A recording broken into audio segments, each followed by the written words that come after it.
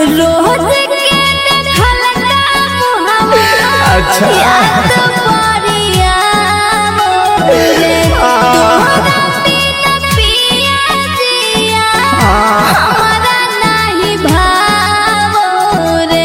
अरे ये प्रभु मन ना लागो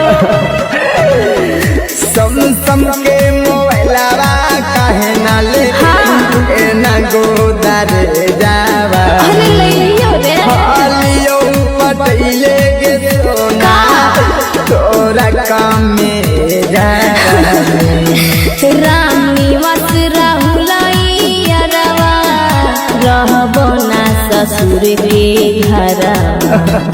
कि आगे हमर सोनावा हाँ जान कि